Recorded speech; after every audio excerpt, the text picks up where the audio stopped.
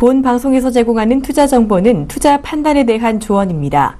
방송에서 제공하는 주식의 가치, 가격 상승 및 가격 하락에 대해서는 방송사에서 보장하지 않습니다.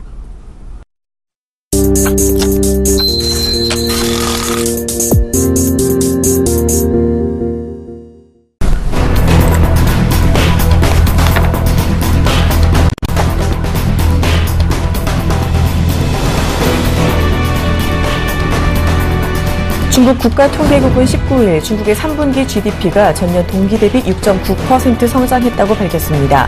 이는 시장의 예상 성장률인 6.8%를 0.1%포인트 웃돈 것이지만 2009년 1분기 6.2% 성장 이후 6년 반 만에 최저치를 기록한 것입니다. 이는 중국의 재정 톤화 완화 정책이 중국 경제의 하강 압력을 어느 정도 없애는 데 성공했지만 성장의 불씨를 완전히 되살리는 데는 실패했다는 뜻으로 풀이되고 있습니다.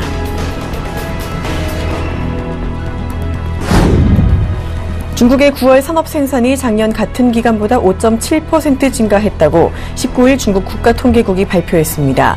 이는 시장 예상치 6.0%보다 낮고 전월치인 6.1%보다 0.4%포인트 하락한 수치입니다. 이번 산업 생산은 지난 3월에 5.6% 성장 이후 6개월 내 최저치입니다. 10월 미국 주택 건설업체들의 신뢰도가 10년 만에 최고치를 경신해 주택시장이 여전히 경제 성장을 뒷받침하고 있음을 나타냈습니다. 19일 전미주택건설협회에 따르면 10월 주택시장 지수는 전월 수정치 61보다 상승한 64로 집계돼 2005년 10월 이후 최고치를 기록했습니다. 이는 마켓워치 조사치 62를 상회한 것입니다. 존 윌리엄스 샌프란시스코 연방준비은행 총재는 19일 가까운 시일 내에 금리 인상이 이루어지는 것을 지지한다고 밝혔습니다. 윌리엄스 총재는 이날 블룸버그 TV와의 인터뷰에서 최근 발표된 경기지표 악화에 대해서 크게 우려하지 않는다며 이같이 말했습니다. 그는 여전히 미국의 경제 성장률이 2에서 2.5%에 이를 것이고 실업률 또한 5% 아래로 하락할 것이라며 금리 인상 시점이 임박했다고 설명했습니다.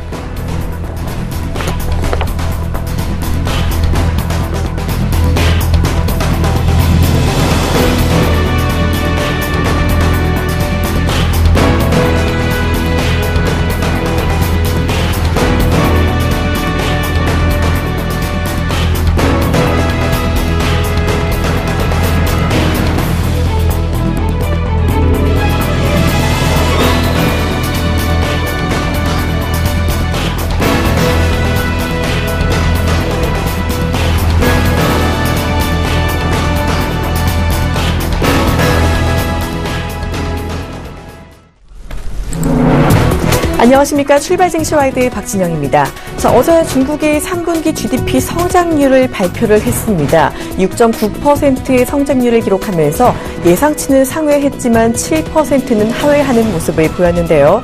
이에 글로벌 증시는 세계 경기 둔화 우려감에 사로잡혔습니다. 이 최대 수요국인 중국의 성장률 부진으로 원자재 가격도 일제히 하락하는 모습을 보였는데요. 이 중국발 우려감에 더해서 어제는 또 어떤 변수가 증시에 영향을 주었는지 먼저 전체적인 글로벌 마감 상황 뉴욕 증시부터 알아보도록 하겠습니다. 자, 어제 뉴욕 증시 3대 지수 모두 오르긴 했지만 큰 폭의 오름세는 아니었습니다. 다우지수는 0.08% 올랐고 S&P 500 지수는 0.03% 올랐습니다. 나스닥은 0.38% 상승하면서 마감을 했는데요. 이처럼 뉴욕 증시가 강보합으로 마감하기까지도 우여곡절이 매우 많았습니다. 일단 출발은 부진했었습니다. 중국의 성장률 둔화 우려감이 팽배한 가운데 모건 스탠리가 예상 밖의 부진한 실적을 발표하면서 증시 하락세를 보였고요. 또 국제 유가까지 하락하면서 에너지주들의 급락이 나왔습니다. 그러다가 장중에 미국의 주택시장 지수가 발표가 됐었죠. 10년 만에 최고치를 기록했다라는 예상 외의 좋은 성적이 나타나면서 경기 둔화 우려감이 그나마 조금 완화된 것으로 보입니다. 자, 이번에는 유럽 마감 상황도 알아보도록 하겠습니다. 유럽 증시 어제 혼조세를 보였습니다. 영국 증시는 0.4% 하락했는데요. 독일은 0.6%, 프랑스는 0.03% 오르면서 마감을 했습니다. 자, 일단 독일은 도이치뱅크의 구조조정 소식으로 오름세를 보였지만요. 이 중국의 3분기 GDP 성장률이 7%를 하회하면서 유가를 비롯한 원자재 가격이 일제히 하락했고요. 그러면서 유럽의 광산주들이 약세를 보였습니다. 자, 계속해서 아시아 증시도 알아보도록 하겠습니다. 아시아 증시 어제 부진하게 마감이 됐습니다. 이 중국의 3분기 성장률이 6년 반 만에 6%대로 떨어진 여파 때문이었는데요. 먼저 상해종합지수 0.14% 하락하면서 3,386포인트를 기록했습니다. 이 3분기 GDP 성장률이 7%를 밑돌았지만 이 경기 부양책에 대한 기대감이 이어지면서 이 다른 나라 증시에 비해 주가가 크게 빠지는 모습은 아니었습니다. 자, 중국 증시보다는요, 일본 증시가 더 큰 하락세를 보였습니다. 일본 니케이 지수는 0.88% 하락하면서 마감을 했는데요. 이 중국의 GDP 발표에 더해서 일본 증시 과열 경계감까지 이 지수를 끌어내린 요인으로 풀이가 되고 있습니다. 자, 계속해서 국제 유가 상황 자세히 살펴보도록 하겠습니다. 말씀하신 것처럼 어제 이제 국제 유가 급락을 했는데요. WTI는 2.9%나 하락하면서 다시 45달러대로 내려앉았고요. 브렌트유는 3.7% 급락하면서 48.6달러 기록을 했습니다. 자, 이 같은 국제 유가의 급락, 중국의 3분기 성장률이 글로벌 금융위기 이후에 가장 낮은 수준인 6.9%를 기록하면서 원유 수요 감소 전망으로 유가가 크게 하락한 것이고요. 이에 더해 이란이 핵 협상 타결을 기다리고 있으며 타결 시 생산량을 늘릴 거라는 소식도 유가의 악재로 작용했습니다. 자, 계속해서 국내 마감 상황도 이어서 알아보도록 하겠습니다. 어제 코스피는 간신히 0.01포인트 오르면서요, 2030선을 지지하는 모습을 보였습니다. 코스닥은 0.38% 소폭 오르면서 684포인트 마감을 했고요. 어제 코스닥은 0.38% 오르면서 중국 3분기 GDP가 발표된 가운데 주요 투자자들이 방향성 없이 오락가락하는 모습을 보였습니다. 업종과 시가총액 상위 종목들도 어제 등락이 엇갈리는 모습을 보였는데요. 특히나 이 실적에 따라 주가가 좀 등락을 거듭하는 모습을 보였습니다. 원달러 환율은 어제도 또 추가로 하락을 했습니다. 8원 가까이 하락하면서 1,120원을 겨우 지지하는 모습을 보였는데요. 이처럼 원화 강세가 이어지면서 이 수출 기업의 3분기 실적을 견인할 환율 효과가 낮아질 수도 있겠다라는 우려감이 나오고 있는 모습입니다. 자, 이렇게 3분기 실적 시즌이 한창인 가운데 원화 강세가 이어지고 있는데요. 이런 움직임도 시장에 영향을 줄 것으로 보입니다. 출발 증시 와이드 지금 시작합니다.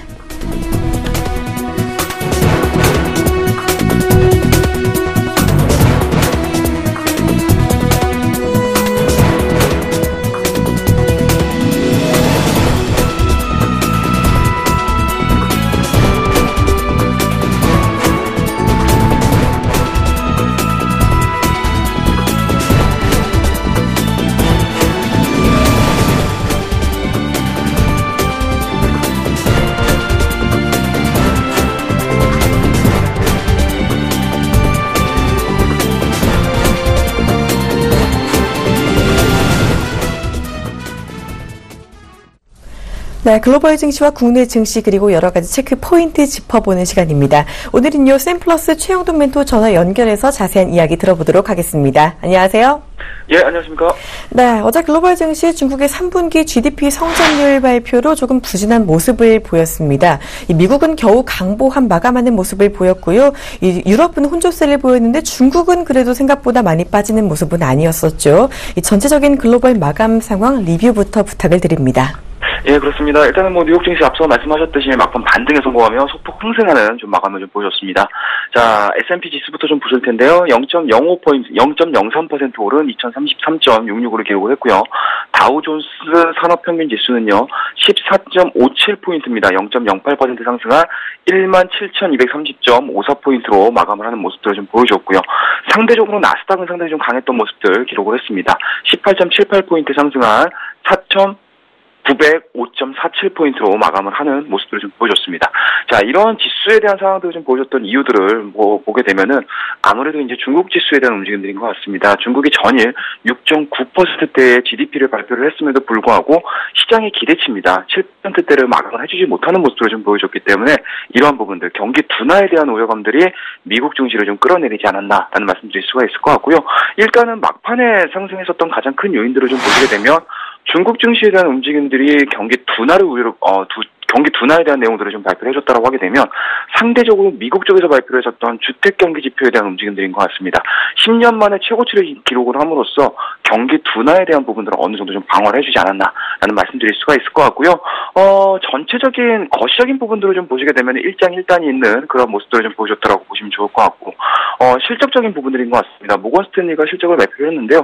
상대적으로 시장 대비해서는 좀 다소 못 미치는 그런 이제 실적을 발표를 함으로써 개별 종목에 대한 성격들은 그렇게 우호적이지 않지 않았나라는 말씀드릴 수가 있을 것 같습니다. 그와 더불어서 유럽 쪽에 대한 움직임들을 보셔야 될 것 같은데요. 유럽 쪽 같은 경우는 일단은 미국 쪽과는 좀 다른 모습들을 좀 보여줬습니다. 아무래도 이제 시차적인 부분들이 좀 시차적인 부분들이 어느 정도 발현이 됐지 않나라는 말씀드릴 수가 있을 것 같고요. 그와 더불어서 중국과 유럽 같은 경우는 여전히 통화 쪽에 대한 내용들을 계속 강세 쪽으로 좀 진행을 시켜줄 수 있는 부분들, 쉽게 말씀해서 정책적인 드라이브를 걸 수 있는 여력이 있는 국가들이기 때문에 경기 둔화가 진행이 되면 될수록 정책 드라이브에 대한 움직임들, 그러니까 기대감들이 작용할 수 있는 상황들이기 때문에 그 부분들에 대해서 어느 정도 시장이 기대를 하고 있지 않나라는 말씀드릴 수가 있을 것 같고요. 과연 이러한 부분들이 오늘 우리나라 증시에 어떤 모습들을 연출할지 한번 좀 지켜보셔야 된다 말씀 좀 드리고 싶습니다. 네, 중국의 성장률이 좀 주춤했지만 미국의 주택 지표로 조금 괜찮았던 하루였다라고 정리해 주셨는데요. 자, 어제 국내 증시 상황도 알아보도록 하겠습니다.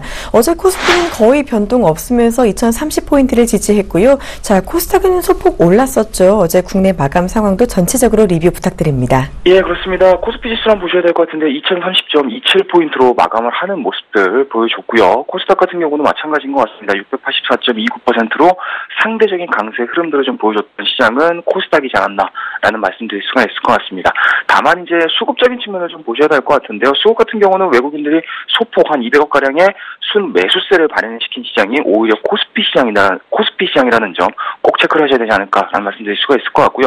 코스닥 지수는 상대적으로 강세를 보여줬음에도 불구하고 개인들만이 순매수세를 유발을 시킨 하루였다라고 보시면 좋을 것 같습니다.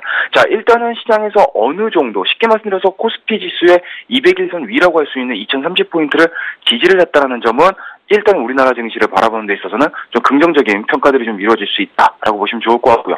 그와 더불어서 코스닥 시장은 그동안의 대형주들에 대한 움직임들이 강세 쪽으로 진행이 됨으로써 중소형주들에 대한 강세 흐름들이 좀 연출이 되지 못했는데요. 전일자의 0.38%의 강세 흐름들은 아무래도 이러한 부분들을 좀 대변하지 않았나라는 말씀드릴 수가 있을 것 같습니다. 그런 측면에서 보시게 되면은 과연 오늘자의 코스피보다 코스닥 시장에 대한 강세 흐름들이 예측이 될 수 있는 가능성이 상당히 높다라고 보시면 좋을 것 같고요. 그와 더불어서 미국 쪽에서 발표되는 IT 기업들에 대한 기대감들이 반영이 된다고 하게 되면 분명히 코스닥 시장 쪽에서의 강세 흐름들이 조금은 더 연출이 될 가능성 높다라고 보시면 좋을 것 같고, 그와 더불어서 전일자의 미국 증시의 강세 업종이라고 할 수 있는 바이오 헬스케어 쪽에 대한 움직임들이 상당히 좋았었거든요. 그러한 부분들이 국내 증시에 영향을 미친다라고 하게 되면은 오히려 금일 같은 경우는 코스피 쪽보다는 코스닥 쪽에 대한 강세 흐름들이 나올 가능성이 상당히 높다라고 보시면 좋을 것 같습니다. 네, 오늘 코스닥의 강세 흐름 조금 더 이어질 수 있다라는 이야기까지 해주셨고요. 아직까지 우리나라 실적 발표가 한창입니다. 오늘 주요 일정과 변수도 좀 체크를 해봐야 할 것 같은데요. 자, 오늘 어떤 지표들 그리고 어떤 기업들의 실적 발표들이 기다리고 있는지요? 예, 그렇습니다. 일단은 지표에 대한 움직임들은 체크를 좀 하셔야 되지 않을까 말씀드릴 수가 있을 것 같고요. 특별한 경기 지표는 없는 것 같습니다. 그와 더불어서 오늘 포스코에 대한 실적 발표가 예정이 되어 있는 상황들이기 때문에 우리나라도 이번 주서부터는 굉장히 좀 본격적으로 실적 시즌에 들어가지 않았나 말씀드릴 수가 있을 것 같습니다. 그와 더불어서 금주에는 현대차라든지 금융업종에 대한 움직임들, 금융업종에 대한 실적 발표까지 예정이 되어 있는 상황이기 때문에 상당히 좀 기업 실적에 오히려 더 관심을 좀 가지시면서 개별 업종, 개별 종목에 대한 상승세가 두드러지는 하루가 될 가능성이 상당히 높다라고 말씀 좀 드릴 수가 있을 것 같고요. 그와 더불어서 전일자 앞서 말씀드렸듯이 미국 쪽도 마찬가지로 IT 주요 기업들의 실적 발표가 예정이 되어 있습니다. 그와 더불어서 오늘 같은 경우도 SK 하이닉스라든지 LG 디스플레이라든지 이런 기업들에 대한 실적 발표가 대기가 돼 있는 상황들이기 때문에 그와 관련된 종목군들, 하부에 걸려있는 종목군들에 대한 강세 흐름들 예측이 될 수 있는 상황이 있기 때문에 매매에 꼭 주의하셔서 적용하셔가지고 시장을 좀 바라보셔야 되지 않을까 말씀 좀 드리고 싶습니다. 네, 제일기획과 LG 하우시스 그리고 삼성 정밀화학까지 굵직한 기업들의 실표가 기다리고 있는데요. 자, 실적 발표에 따른 개별 종목의 움직임이 두드러질 수 있다라는 이야기까지 해주셨습니다. 자, 그렇다면 오늘 발표가 예정되어 있는 경제 지표들은 어떤 게 있나요? 예, 그렇습니다. 일단은 특별하게 진행이 될 수 있는 부분들은 아직까지는 좀 없지 않나라는 말씀드릴 수가 있을 것 같고요. 그런 측면에서 보시게 되면은 일단은 중국 시장입니다. 기준금리에 대한 움직임들 지켜보셔야 되지 않을까 말씀드릴 수가 있을 것 같고요. 특별한 내용들은 아직까지는 포착이 되고 있는 상황이 아닌 것 같습니다. 네, 이렇게 여러 가지 지표 일정까지 알아봤고요. 자, 이 가운데 오늘 시장 움직임은 어떨지 전망을 해주시고 주목할 만한 업종까지 무엇이 있을지가 또 궁금합니다. 예, 그렇습니다. 이제 앞서 말씀드렸던 부분들하고 거의 좀 유사하지 않나라는 말씀드릴 수가 있을 것 같고요. 기업에 대한 실적 발표가 예정이 돼 있습니다. 이제 앞서 앵커님께서 말씀하셨듯이 LG 하우시스라든지 삼성 정밀화학이라든지 포스코에 대한 움직임들 꼭 체크를 하셔야 되기 때문에 이러한 부분들 지금 체크를 하셔야 된다라고 말씀드릴 수가 있을 것 같고요. 그리고 전일자에 미국 증시를 좀 끌어올렸었던 바이오 업종, 그동안에 이제 상대적으로 국내 바이오 업종이라든지 헬스케어 종목군들도 상당히 좀 낙폭이 컸었거든요. 하지만 이제 최근 들어서 코스닥 지수가 일정 수준, 코스피보다는 강한 모습으로 좀 보여줌으로 인해서 같이 동반 상승하는 모습으로 좀 보여주고 있는데요. 이 부분들에 대한 연속성이 나올 가능성이 상당히 높다라고 말씀드릴 수가 있을 것 같고, 그와 더불어서 IT 기업 쪽에 대한 움직임들 좀 체크를 하셔야 되지 않을까 말씀 좀 드릴 수가 있을 것 같습니다. 네, 오늘 그렇다면 투자 전략 전체적으로 좀 기억해야 할 점이 있다면 무엇이 있을까요? 예, 이제 미국 쪽에 대한 움직임들인 것 같습니다. 그와 더불어서 이제 중국 쪽에 대한 움직임들일 것 같은데요.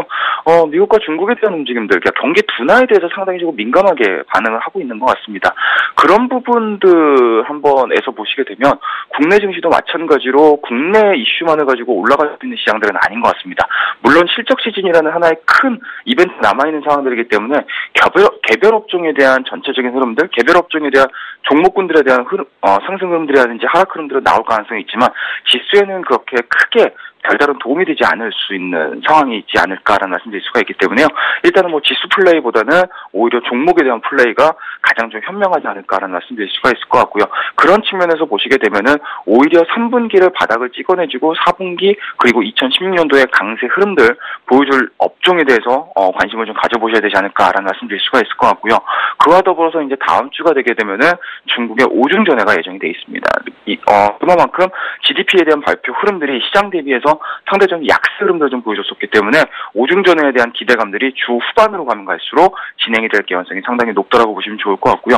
그와 더불어서 최근의 시장의 하나의 트렌드라고 보시면 좋을 것 같습니다. 중국과의 연계성이 상당히 두드러지는 기업들에 대해서는 시장에서의 변동성이 상당히 좀 크게 나오고 있는 상황들이기 때문에 그 부분들까지도 한번 체크를 좀 해보신다라고 하게 되면은 시장이 아무리 하락한다 하더라도 수익으로 연결될 수 있는 종목군들을 좀 찾아낼 수 있지 않을까 말씀 좀 드리고 싶습니다.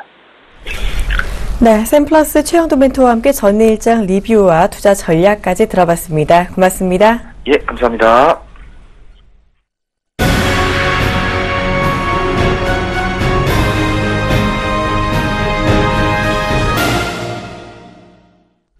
자, 어제 중국의 3분기 GDP 성장률이 발표가 됐습니다. 이에 세계 경기 둔화 우려감이 좀 강하게 나타나고 있는 모습인데요. 자, 오늘 중국의 상황 진단 그리고 어떤 부양책이 나올 것인지 자세히 알아보는 시간을 마련했습니다. 자, 오늘은요 미중산업경제연구소 조용찬 소장과 함께합니다. 소장님 안녕하세요. 예, 안녕하십니까.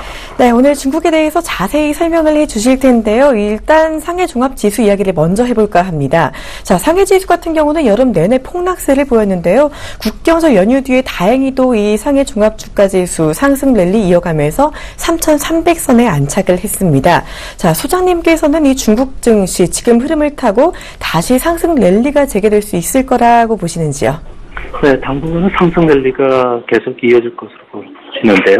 아무래도 오중전을 앞두고서 다양한 정책 호재들이 나오고 있고요. 13조 5개년 계획과 관련된 이야기들도 많습니다. 이뿐만 아니라 6월달 주가 고점 대비해서는 3분의 1 정도가 하락을 했는데요. 가격이라든지 기간 조정은 충분히 거쳤다고 판단한 개인들의 자금이 6천만에 순유입되면서 거래량과 거래대금이 모두 100일 이동평균선을 좀 돌파한 상황입니다.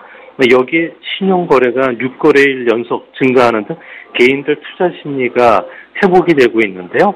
하지만 이번 반등이 중국 증시를 상승 추세로 돌려놓기에는 여전히 역부족이지 않나 보여집니다. 아무래도 기업 실적들이 회복세로 돌아서지를 못하고 있고요. 직전 매물벽이 3,600과 4,000선 부분에서는 아무래도 그 증시 안정기금이라든지 정책 펀드들이 한 2조 위엔 정도 물량을 갖고 있기 때문에 계속 출회가 될 가능성이 높습니다.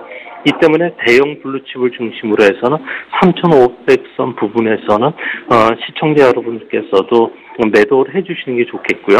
아무래도 13조 5개년 계획과 관련된 생명공학 융합이라든지 사물 인터넷과 관련된 가상현실, 증강현실, 그리고 로봇 관련 기업들, 빅데이터 관련 기업들을 중심으로 해서는 빠른 순환매가 전개되지 않을까 보여집니다. 네, 상해 종합지수 일단은 3,500선까지는 조금 더 오를 수 있지만 그 이후에는 조금 제한폭이 있을 수 있다는 의견 주셨는데요. 자, 어제 중국의 3분기 GDP 성장률이 발표가 됐습니다. 전년 동기 대비 6.9% 증가해서 2분기보다 0.1%포인트 하락한 것으로 나타났는데요. 자, 6년 만에 처음으로 성장률이 7%를 하회했었죠. 이처럼 성장률이 하락한 원인은 어디서 찾을 수 있을까요? 아무래도 주가 급락으로 금융업종의 수익이 악화됐는데요. 이 때문에 전체 GDP의 50%를 차지하고 있는 3차 산업의 성장률이 2분기보다는 0.1% 하락하면서 그 8.4%를 기록한 것이 3분기 GDP 성장률을 끌어내린 것으로 보여집니다. 좀 다행스러운 것은 GDP의 40%를 차지하고 있는 2차 산업이 하락세를 멈춘 6%대를 기록했고요. 투자와 생산을 대신해서 성장 역할을 해주고 있는 소비 같은 경우에도 소폭 증가했다는 점입니다. 이 때문에 앞으로 중국에서는 3분기를 바닥으로 4분기에 경기가 회복될 수 있을 것으로 보여집니다. 네, 3차 산업 성장률이 줄어들었기 때문에 전체 성장률도 부진했다라는 이야기까지 해주셨습니다. 자, 조금 전에 말씀해주신 대로 3분기 성장률이 조금 주춤했는데요. 3분기가 바닥이고 4분기부터는 경기가 회복될 수 있겠다라는 이야기도 나오고 있는데 이렇게 볼 수 있는 근거가 있을지가 궁금합니다. 네, 그 성장률의 그 방향성을 보여주는 직전 분기 대비 성장률로 보면요. 3분기는 전기 대비 1.8%로 2분기와 같았습니다. 아무래도 재정이라든지 금융 양 측면에서 자극 정책이 현재 성장의 버팀목 역할을 해주고 있기 때문에 그런데요. 리커창 총리가 2015년에는 7% 전후의 그 성장률 목표를 달성 가능하다고 언급을 했는데요. 앞으로 4분기에는 인프라 투자라든지 금리 인하 효과 뚜렷하게 나타납니다. 중국에서는 이런 재정 정책은 시차가 한 6개월 정도, 금융 정책은 9개월 뒤에 부양 효과가 나타나기 때문에 4분기에는 정책 효과가 경제 성장을 끌어올리게 되는데요. 특히 9월 이후에 철도나 도로, 건설 같은 인프라 프로젝트에 무려 2,500억 달러 정도를 투입하기로 했고요. 또 5차례 되는 그 금리 인하로 인해서 내년 1분기까지는 중국의 GDP 성장률은 계속 올라가지 않을까 보여집니다. 네, 말씀하신 대로 4분기에는 여러 가지 투자와 부양책의 효과가 나타날 수 있다는 점 조금 더 참고해 주시면 좋겠고요. 자, 요즘 또 중국에 대한 기대감 많이 가지고 있는 것 바로 오중전회입니다. 28기 오중전회가 26일부터 29일까지 베이징에서 개최가 된다고 하는데요. 이번 오중전회가 왜 열리는지 그리고 핵심 쟁점은 무엇인지까지 말씀 부탁드립니다. 네, 정치적으로는 오중전회는 그 고위직 인사 이동을 다뤄주는 회의인데요. 이번에는 중앙은행 차기 총재를 선출하게 되고요. 시 주석이 방미 기간 동안에 수행했던 지방관리 6명의 승진 예상이 됩니다. 누가 차기 지도가 될지 점칠 수 있는 그런 시점이고요. 경제적으로는 향후 5년간 성장률 목표를 정하고 무리한 성장을 쫓지 않는 성장의 질을 높이는 정책들이 논의되는데요. 우선 13조 5개년 기간 동안의 성장률 목표는 아마 6.5% 전후로 정해지지 않을까 보여집니다. 아무래도 중국은 성장률 목표를 정할 때는 정치적 판단이 더 좌우가 되는데요.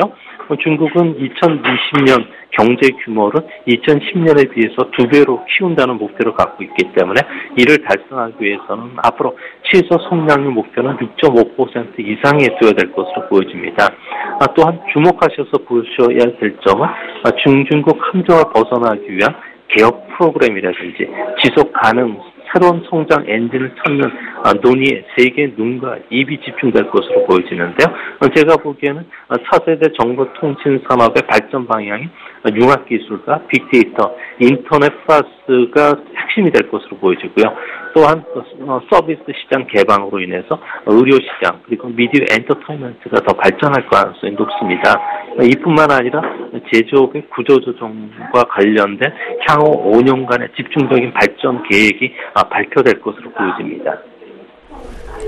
네, 이번 오중전회에서는 향후 5년간의 성장률 목표를 정하고 또 차세대 정보통신 발전 방향에 대해도 많이 논의할 거라는 이야기를 해주셨는데요. 자, 일단 13차 5개년 기획 목표를 정할 거다라고 하셨는데 1953년 1차 5개년 계획으로 시작해서 13번째로 맞는 경제 계획이죠. 2016년부터 2020년까지의 중국의 경제 발전 목표와 이 방향을 제시하는 13차 5개년 이 기획과 관련된 최대 수혜 산업을 하나만 꼽으라면 무엇을 꼽을 수가 있을까요? 네, 아무래도 차세대 정보통신 산업이 될 것으로 보여지는데요. 최근 들어와서 아주 다양한 정책 호재들이 지금 쏟아지고 있는데요. 이 때문에 올해는 작년 대비해서 한 15% 정도 증가한 3조 2천억 위엔의 그 산업 규모가 될 것으로 보여지기 때문에 지금 현재 중국의 성장률을 0.8% 이상 끌어올리는 그런 모습입니다. 중국은 차세대 정보통신 산업을 육성하기 위해서 아주 다양한 정책들을 쓰고 있는데요. 산업 융합을 통해서 그러니까 소위 말해서 인터넷과 생명공학 융합 기술을 이용해서 유전자 칩을 개발하든지 유전자 염기 서열 분석 기술을 질병 치료에 이용할 가능성이 높고요. 또한 인터넷과 제조업을 융합시켜서 로봇이라든지 가상현실, 증강현실을 구현해서 소비 마케팅에 활용한다든지 원격 진료, 건축, 센서, 군수용 시뮬레이션 등이 이용할 가능성이 높습니다. 특히 서비스 융합을 통해서 아주 편리하고 저렴한 새로운 서비스 산업을 키우고 있는데요. 우리나라의 그 배달 웹과 같이 중국에서도 온라인 투 오프라인의 대표적인 그 배달 웹사이트는 어로모 같은 경우도 기존의 그 배달 웹이 전통 산업의 새로운 길을 제시를 했는데요. 이런 그 외에도 빅데이터와 온라인 또 오프라인을 연결하는 이커머스 산업은 중국의 새로운 패러다임 시대에 들어섰음을 알려줄 것으로 보여집니다.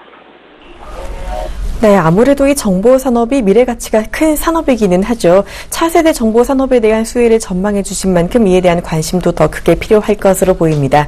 자, 일단 중국의 3분기 경제 지표를 보면요. 바닥을 좀 지나고 있는 것처럼 보이기는 하지만 내수 시장의 회복이 좀 더디고 구조기업 역시 말처럼 진행이 좀 되지 않고 있는 모습을 보여주고 있습니다. 이에 대해 경기 부양책이 조금 더 근본적으로 나타나야 할 것 같은데요. 현재 중국에서 거론되고 있는 경기 부양책들 자세히 어떤 것들이 있을까요? 네, 그 주요 경제 예측 기관들은 내년도 중국의 GDP 성장률을 6.5에서 한 6.8%로 낮춰서 예측을 하고 있는데요.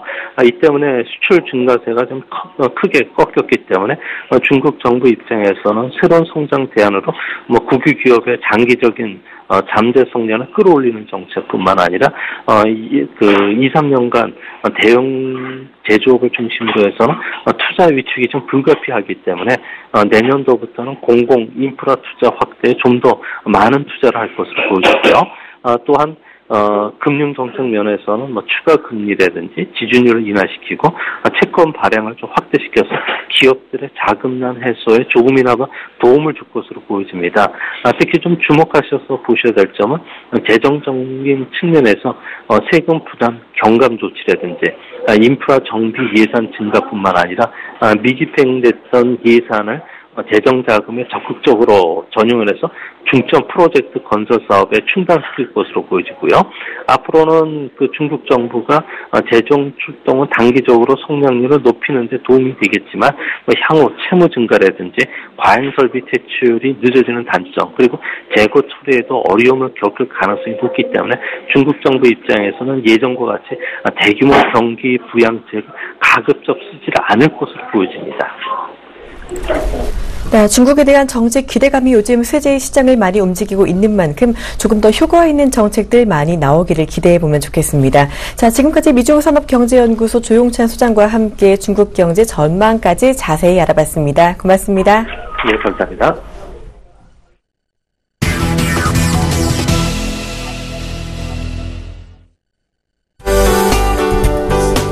시청자 여러분 안녕하십니까. 신문 읽어준 남자 예병군 멘토입니다. 감기 지독합니다. 요새 감기만큼 지독한 놈 없지 싶습니다. 여러분들 아무쪼록 아침하고 저녁이 굉장히 쌀쌀합니다. 그러니까 옷 두껍게 입으시고요. 건강한 하루하루를 보내시기를 부탁드리겠습니다. 자, 오늘도 시작해 보겠습니다. 자, 그 전에 이 신문 읽어주는 남자와 그 다음에 제가 증시 탑5 그리고 수익을 말하다를 통해서 계속 강조드렸었죠. 바로 중국 제4 소비 관련주다. 섬유, 의류, 보험. 자, 요걸 말씀드렸었고, 그 섬유 중에서도 특히 기능성 섬유 보셔야 된다면서 FTN이 강조를 좀 많이 드렸습니다. 자, 이게 껑충 지금 뛰어서 지금 벌써 수익률이 60%대 이상을 가고 있습니다. 거의 한 60%대 후반까지 왔어요. 그죠? 근데 지금 더 추세적으로 강한 모습입니다. 그러니까 여러분들 이 프로를 놓치시면 안 된다는 거예요.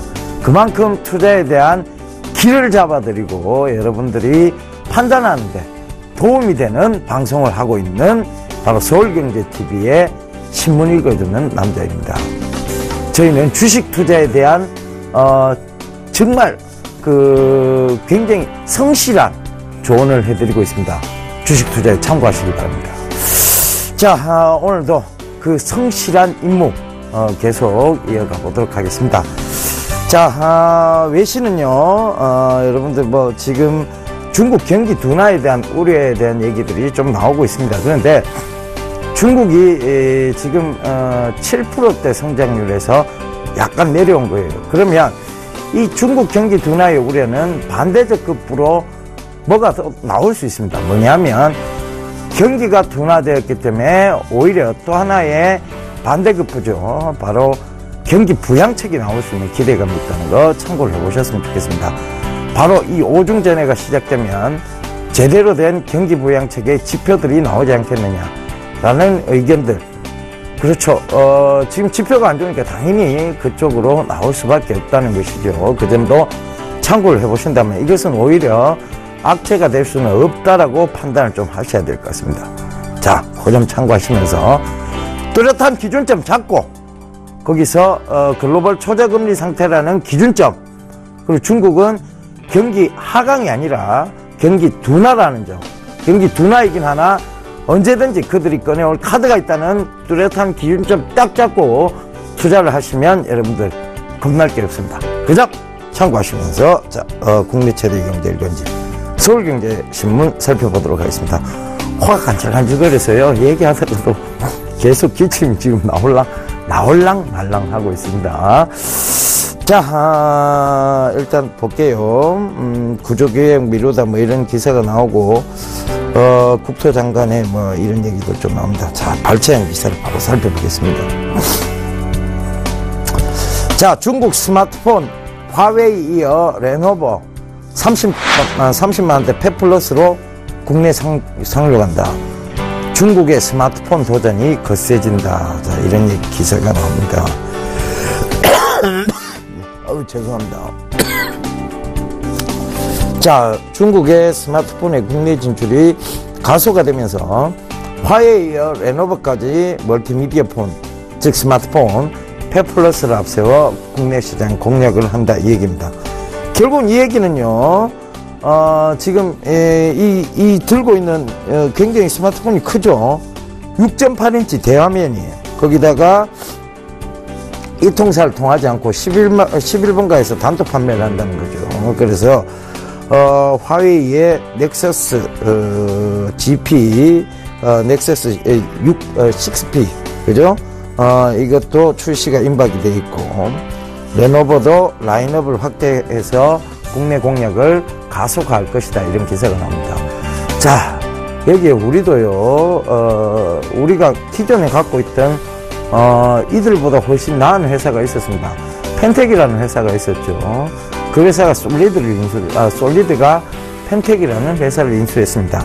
그러면 그를 육성해서 오히려 이런 외생 기업들을 조금 방어를 해야 되겠죠. 그러니까 그런 부분들을 좀 정부에서 조금 제대로 시행을 해줬으면 좋겠습니다. 그러니까 외생 기업들의 어떤 침범에 대해서는 철저하게 알게 모르게 그 자국 기업들을 오히려 보호해주는 그런 전략들, 그런 정책들이 맞지 않나 그렇게 보여집니다. 그래서 저는 이제 이 펜텍이라는 기업을 인수한 솔리드, 이것이 제4 이동통신하고 맞물려서 앞으로의 진짜 대형 장기 성장세는 갖추었다고 봅니다. 그래서 솔리드가 최근에도 주가가 굉장히 좋은 모습이에요. 근데 한번 급등세가 출현되고 좀 밀렸습니다만, 이것은 결국은 위로 뻗어 나가야 되는 재료를 가지고 있지 않느냐. 장기 성장세도 부각이 됐고 미래 성장 산업도 그들이 갖추게 된 것, 즉 신성장 동력의 날개를 이렇게 쭉 뻗은 것이 아니냐, 이렇게 좀 보시면 좋을 것 같아요. 그래서 다른 지금 업체들은요, 이게 지금 피해가 될 수 있습니다. 그러니까 화웨이나 레노버의 이런 상륙이 지금 완성품, 스마트폰 완성품 쪽인 예를 들어 지금 삼성전자나 LG전자에는 피해가 될 수 있죠. 그런데 오히려 이것은 펜텍이나 이런 회사들, 펜텍을 인수한 회사에게는 조금 더 좀 긍정적인으로 작용해 줬으면 좋겠고요. 두 번째는 지금 이제 화웨이나 레노버에 부품을 공급하고 있는 국내 부품업체들이 성장을 가할 수 있다, 이런 것들을 좀 참고를 해 보셨으면 좋겠습니다. 일단은요, 이 페플러스 같은 경우에도 대화면이에요. 이 대화면 관계된 종목들을 좀 보시면 좋겠고요. 앞으로 이제 화면은 방막화, 대형화되고 있다는 것이 추세입니다. 그러니까 얇아지면서 화면 크기는 커지고 있다는 것이죠. 그래서 그런 부분들 참고를 해 보셨으면 좋겠어요. 그러니까 결국은 이제 스마트폰 부품주 쪽은 괜찮다는 얘기고, 그 다음에 스마트폰 쪽에서도 이 펜텍을 인수한 솔리드 같은 신생업체는 또 괜찮다는 얘기예요. 그걸 두 가지를 한꺼번에 이 기사를 통해서 여러분들이 잡아가실 수 있는 내용이다, 이렇게 좀 말씀드릴게요. 자, 다음 기사 보도록 하겠습니다. 자, GS 잠깐만요. 요 기사부터 먼저 보고 가야 될 것 같아요. 유치된 2,400억 사회 환원하겠다, 최태원의 상생 승부수. 자, 바로 이 2차 면세점 대전에 대한 부분입니다. 자, 수성 지켜야 되는 것과, 그죠, 공성, 양봉전을 펼쳐서 SK 네트워크스의 확고부동한 면세점 사업을 키우겠다는 게 최태원 회장의 의지인 것 같습니다. 자, 여기 보면요, 이게 참 대단한 거죠. 5년간 2,400억 원의 상생 투자를 하겠다. 경쟁사 압도하는 이런 부분들 있잖아요. 경쟁사 압도하는 부분들, 자, 요런 것들 요런 거 좀 생각을 해보셨으면 좋겠습니다. 그러니까 계속해서 상생 지원 정책을 통해서 그들이 일단은 앞서가겠다는 얘기예요. 그러니까 다른 면세점 사업자들에 비해서 경쟁 안 되는 그 정도의 상생 정책을 내놓은 거예요. 그래서 이런 부분들을 참고를 좀 해보셨으면 좋겠습니다.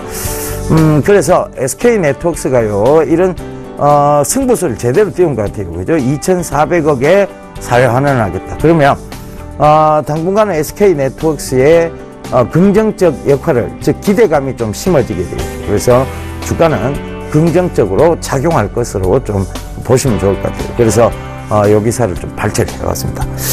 자, 최태원 회장의 표정이 굉장히 뭔가, 그죠? 뭔가 옆을 굉장히 꼼수가 있답니다. 그런 표정을 보인다, 그죠? 누가 사진을 저를 찍었는지 모르겠습니다. 자, GS, 효성, 핀테크 시장 진출 노림수는 GS, 홈쇼핑과 편의점 등과, 홈쇼핑, 편의점 등과 시너지 창출을 하겠다. 그죠? 그리고 효성, 신성장 동력의 IT 사업 모멘텀을 기대해보고 있다. 자, 효성과 GS 인터넷 은행 참여 계획. 자, 이렇게 나옵니다. 참여 계열사가 GS 리테일, GS 홈쇼핑이고, GS 쪽은요. 효성은 효성 ITX, 노틸러스 효성, 갤럭시 에컴즈입니다. 죄송합니다. 역할은 콜센터, 클라우드, 빅데이터, 그리고 GS는 소비자 지향적 노하우를 제공하겠다. 전국 편의점 유통망을 활용하겠다. 자, 그 다음에 소속은요, 효성 ITX, 노틸러스 효성, K뱅크, 갤럭시아 컴즈는 아이뱅크 쪽이다. 자, 요거를 좀 해보자고요. K뱅크와 아이뱅크, 즉, 이렇게 본다면 인터넷 뱅크 쪽은 오히려 효성 쪽이 조금 더 빠르게 진행될 수 있겠다는 좀 생각이 들고요. 첫 번째는. 두 번째는 이 GS 리테일을 통해서 K뱅크를 이루겠다는 GS의 생각이 그렇게 딱 맞아 떨어지고 있는 것 같지는 않습니다. 그러니까 결국은 이 리테일샵, 즉 이 컨비니언스 스토어, 즉 편의점을 통해서 그들이 구축된 인프라를 가지고 인터넷 뱅크를 하겠다는 것인데요. 여러분들 지금 GS 편의점에 가보시면 뭐 편의점들 가보시면 요새 나이스 공동망이라고 해서 나이스 정보통신 뭐 이런 쪽에서의 기계가 있습니다. 그죠? 그 바로 현금 인출기 기계가 있는데, 자, 이미 그들이 거기는 이미 장악을 해가면서 어느 정도 편의점 인프라를 구축해 놓은 상황이에요. 그러면 그쪽이 오히려 좀 발빨랐지. 이 GS 리테일이 갑자기 K뱅크를 이 편의점을 통해서 공동망을 구축하겠다. 이것은 조금 무리가 있는 의견이 아닌가. 그럼 그들 입장에서도 당연히 서로 날선 대립이 나올 수밖에 없는 상황이죠. 그러니까 저는 효성 쪽에 좀 더 무게를 싣고 싶고요. 이 효성에서도 갤럭시아 컴즈가 아이뱅크를 이루겠다는 얘기는 굉장히 좀 제대로 된 기사인 것 같습니다. 그래서 갤럭시아 컴즈가 여러분들 앞으로 사물 인터넷과 연관지어서도요 계속 주목해 보실 만한 기업입니다. 그래서 효성 ITX도 물론 마찬가지지만 효성의 입장을 보면요, 이제 갤럭시아 컴즈를 조현준 부사장 같은 경우는 갤럭시아 컴즈를 계속 키우겠다는 의지가 보입니다. 그래서 갤럭시아 컴즈 여전히 좀 주목을 해 보셔야 된다. 이 얘기를 좀 드리도록 할게요. 자, 다음 기사 보도록 하겠습니다. 자, SKC 자회사 바이오랜드 화장품 원료 사업 본격화하겠다. 자, 60억 투자해서요 제주에 공장을 착공한다. 뭐 이런 얘기 있습니다. 결국은 이 바이오랜드가 화장품 원료 사업을 계속 해오고 있던 업체입니다. 근데 뭐 이제 그 원료 사업들이 최근에까지 주가가 좋다가 화장품주가 꺾여 내려가는, 제가 화장품주 리스크 관리해야 된다는 그 시점부터예요. 그 시점부터 화장품주들이 급락이 나오기 시작했죠. 그런데 화장품 원료를 공급하는 회사들이 몇 군데 있습니다. 이렇게 바이오랜드라든가 또 팜스웰 바이오라든가 이런 회사들 보면 화장품 원료를 공급을 하죠. 그래서 이런 회사들은 결국은 이 경기에 대해서 그렇게 민감하지 않고요. 결국 그 화장품 원료라는 것은 중국의 수출적인 부분에서도 원료기 때문에 오히려 더 높은 그런 실적을 기록할 수 있다는 것이죠. 완성된 화장품 쪽은요, 지금 중국 로컬 브랜드 업체가 굉장히 많이 치고 올라왔습니다. 그러다 보니까 상승에 지금 발목이 자꾸 잡혀요. 제한적 요소가 잡히는데, 이런 이제 원료 사업 쪽은 오히려 중국으로부터 본격적인 수출에 대한 부분들을 생각해 보기 시작해야 됩니다. 그래서 최근에 보면 팜스웰 바이오라든가 이런 주가들이 굉장히 좀 크게 올라갔어요. 그런데 마찬가지예요. 이 바이오랜드도 화장품 원료 사업이기 때문에 여러분들 지속적으로 주목해 보셔야 되는 기업이라는 것을 강조 좀 드리도록 하겠습니다. 요즘 기사로서 우리가 오늘 좀 살펴봤고요. 자, 오늘도 투자 제안 한 말씀 드리고 물러가도록 하겠습니다.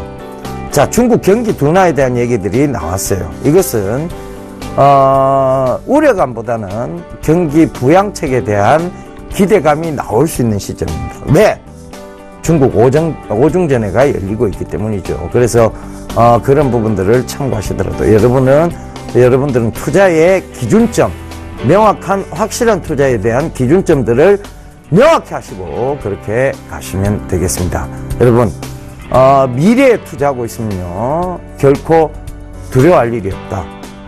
미래 산업에 투자를 하고 계시면 절대 손해볼 일이 없다.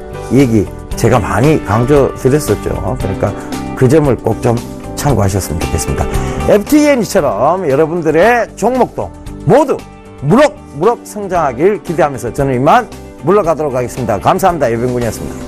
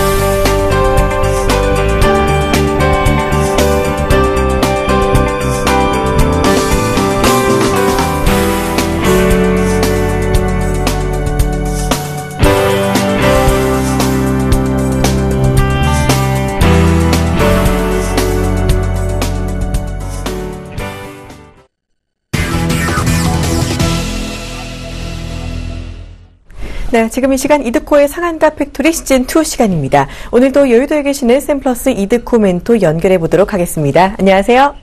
반갑습니다.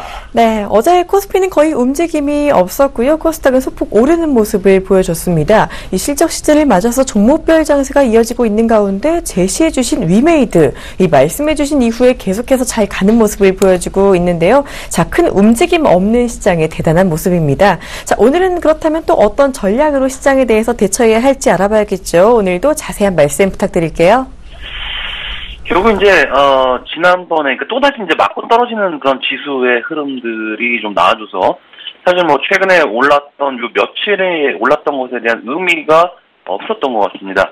지속적으로 이렇게 2040포인트에 대해서 맞고 떨어지는 그런 흐름들이 지속 나올 수 있다라고 좀 누차 말씀 좀 드리면서 점진적인 조금씩 하락 포지션에 대해서 일단은 하락 포지션 방향성 부재한 그런 상황에 대해서 말씀 좀 드렸기 때문에 일단 현재 구간부터는 그동안 상승했던 전차 군단, 삼성전자와 현대차 그리고 제약바이오 섹터들의 종목들이 지수 방어적인 측면들이 일단은 뭐 확실하게 좀 나와줘야 되는데 글쎄요, 삼성전자는 뭐 어제도 그렇고 계속적으로 좀 말씀을 좀 드렸지만은 실적 발표 때 4% 갭상승 출발한 것에 대해서 조금 쥐약이다라고 좀 말씀을 좀 드렸던 그런 부분이었습니다. 결국 이제 하락권으로 들어올 수 있는 그런 모습들. 이제 뭐 어제 같은 경우 사실 뭐 삼성전자가 그제 음봉 캔들이 좀 마감이 좀 되었지만은 어제 이제 5일선을 이탈하는 그런 흐름들이 좀 나와줬기 때문에 현재 구간에서 빠르게 5일선을 회복하지 못한다면은 주 후반부터는 조금씩 점진적으로 밀릴 가능성도 있는 그런 상황이기 때문에 일단은 지수 2040포인트를 돌파하지 못하게 되면서 삼성전자로 인해서 투자 심리가 조금씩은 악화될 수가 있다는 점 참고하시면서 자 일단 삼성전자 오늘 125만 6천 원대의 지금 종가를 기록하고 있는데요. 일단 제가 봤을 적에는 5일선이 지금 빠르게 이탈이 좀 된 상황이기 때문에 이때가 상당히 좀 문제인 것 같아요.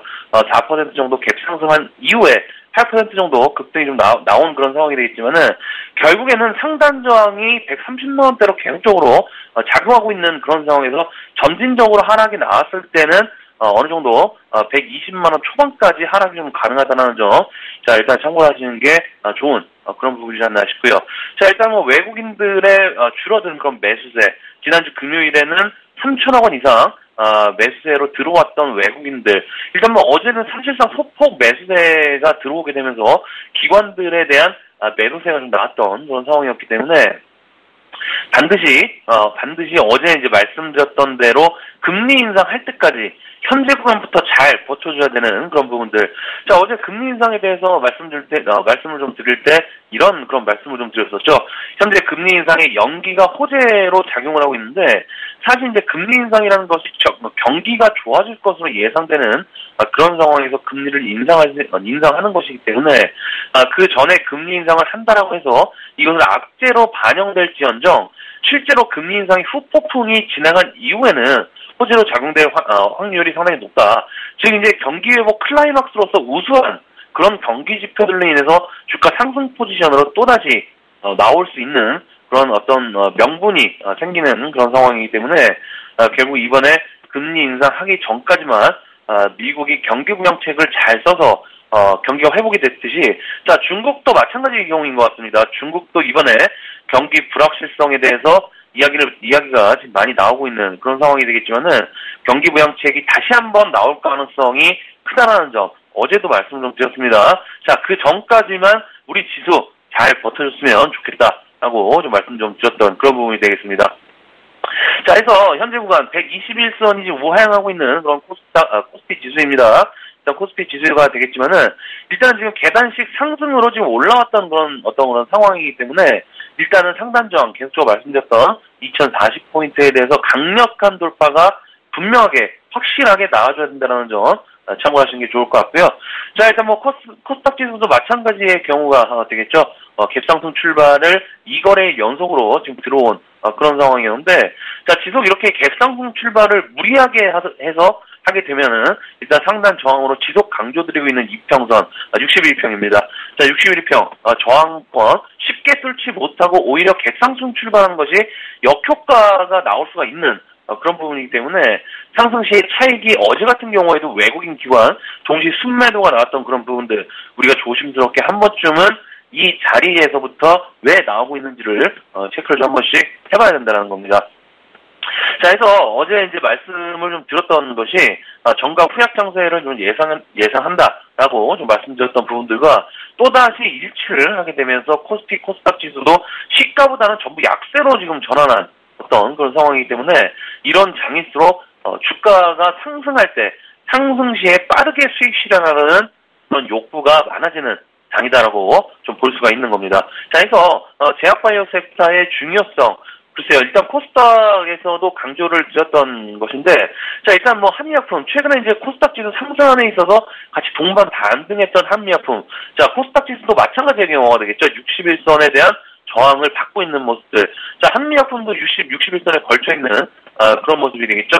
자, 해서 셀지온 같은 경우에는 뭐 어제 61선을 그제 61선을 돌파하고 121선에 걸쳐 있는 그런 모습이기는 합니다만은, 자, 이번에 실질적으로 코스닥의 어떤 그런 제약바이오 섹터에 급락이 나왔던 주범이 사실 이제 한미약품의 실적 발표와 동시에 기술 수준에 관련된 그런 내용들이 줄을 잃었었던 급락이 나왔었던 그런 부분이었기 때문에 코스닥 지수도 61선 저항을 받고 있듯이 한미약품도 61선의 저항 돌파하는지 흐름들 나와줬을 때 한미약품도 제가 봤을 땐 동시다발적으로 61선을 돌파 확률이 상당히 좀 있다라는 점. 하지만은 그것은 중장기적 관점에서 봐야 된다는 거.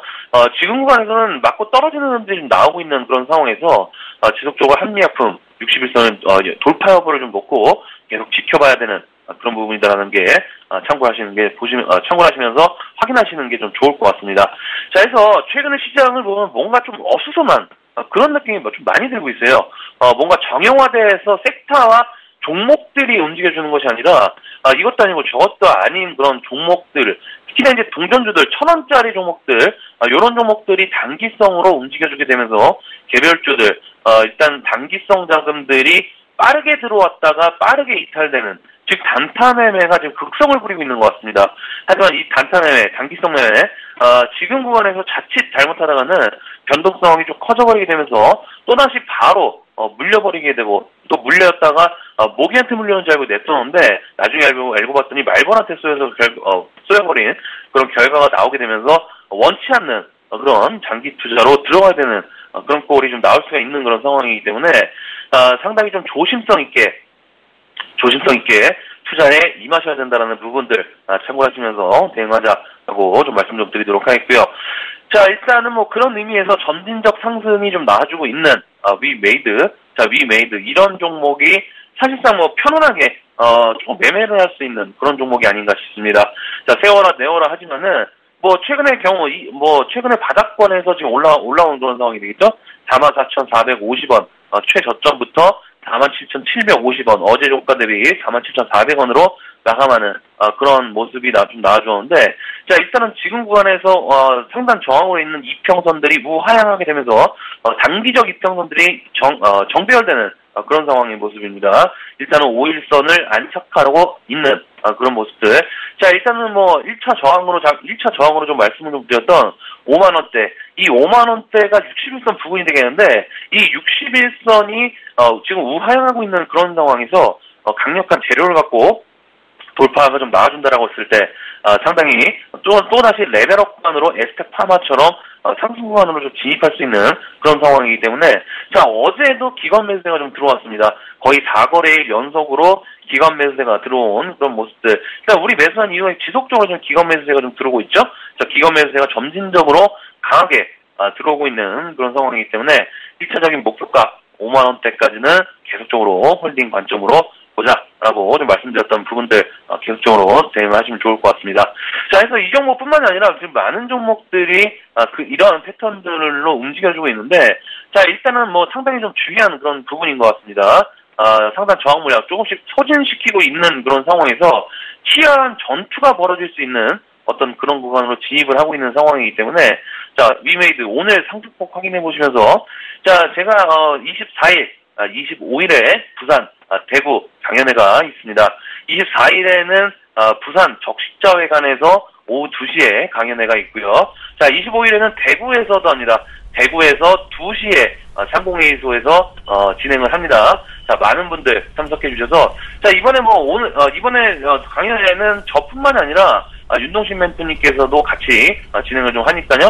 자, 지난번에 무료 방송 때 상당히 좀 많은 분들이 좀 들어오셨는데, 자, 이번 강연에서도 많은 분들 참석을 해주셔서 자리를 빛내주시길 바라면서 오늘장도 파이팅 하시기를 바라겠습니다. 오늘 사학과 팩트는 여기까지입니다. 고맙습니다. 네, 고맙습니다. 이드코멘토의 주말 강연회까지 대구와 부산에 계신 분들 많은 관심 부탁드립니다. 지금까지 샘플러스 이드코멘토와 함께 시장 대처법 자세히 알아봤습니다. 자, 출발 싱시와이드 1부는 여기서 마무리하고요. 저는 잠시 뒤 2부로 돌아오겠습니다. 고맙습니다.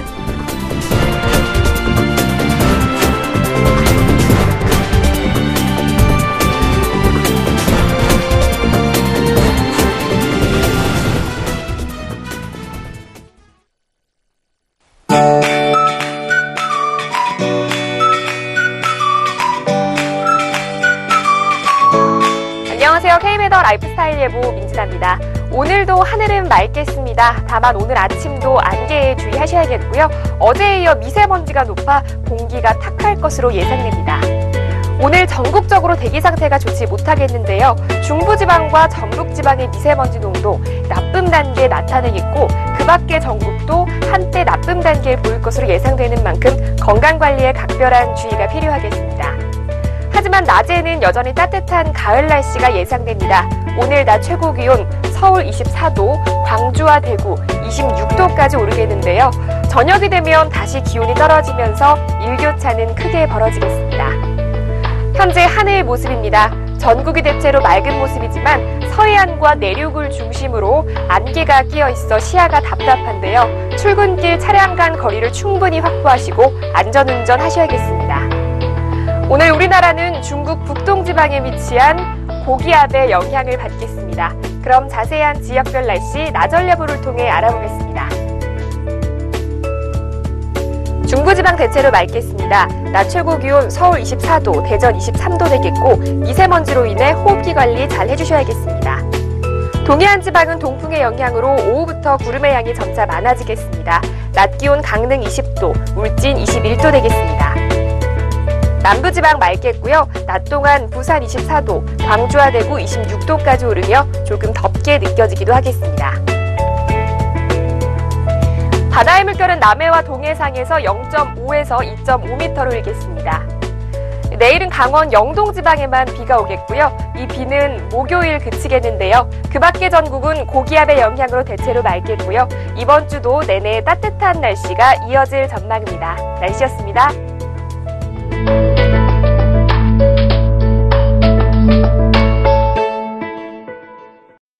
본 방송에서 제공하는 투자 정보는 투자 판단에 대한 조언입니다. 방송에서 제공하는 주식의 가치, 가격 상승 및 가격 하락에 대해서는 방송사에서 보장하지 않습니다.